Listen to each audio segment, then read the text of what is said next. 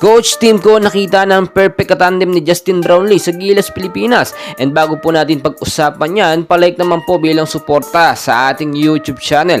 So as of now, tuloy-tuloy po ang matinding ensayo at training ni Justin Brownlee. Dahil nga po, hinihintay pa ang ilang Gilas player natin para makompleto na.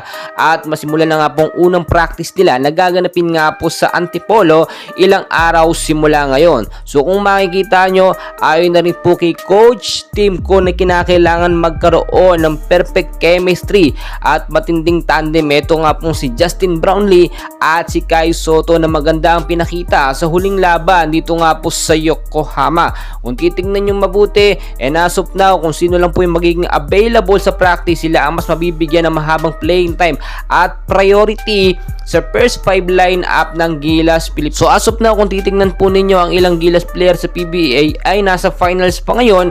Ang SMB nga po at ang Magnolia, CJ Perez at Junior Parpahardo, tinatapos pa nila yung laban sa finals. And hopefully matapos na nga po yan para makasali na sila at makasama na sa Gilas practice. February 22 po ang unang laban ng Gilas at ilang araw na lamang ang natitira para sa practice ng Gilas Pilipinas. So malino na nga po ngayon kung bakit 12 lang ang iniline up ni Coach Tim Con at magkakakilala po ang mga ito, may team chemistry dahil nga kukulangin sa practice. Napakagaling pong mag-isip ni Coach Tim Con dahil naisip niya po na maaga ito na ganito ang mangyayari.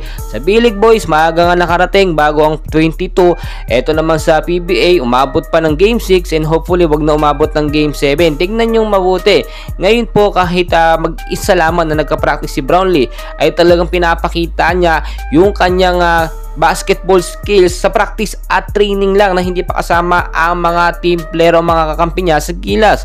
Kahit nga po mag-isa siya ay nakakagawa siya ng magandang chemistry. Kahit yung shooting skill po ni Brownlee ay hindi po nagbabago.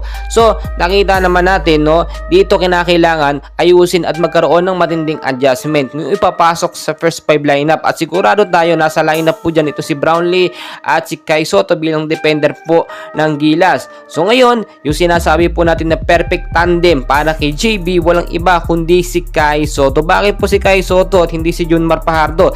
Dahil si Junmar nga alam naman natin maganda rin yung team chemistry nila ni Brownlee noong nakaraang Asian Games at sa FIBA. Pero kung titignan nyo mabuti, sa FIBA hindi naman nabibigyan ng pagkakataon itong si Kai Sotto na makapaglaro, mabigyan ng mahabang playing time dahil lagi pong binabangko ni Coach Shot Reyes. Sa pagkakataong ito, may assurance tayo na mabibigyan si Kai Sotto ng mahabang playing time ni Coach Tim Con para ma-showcase ang kanyang talent. Ganun din si Justin Brownlee, talagang babad na babad po yan. So mga kaibigan, patuloy ko po kayong i-update and please don't forget to like and subscribe. Maraming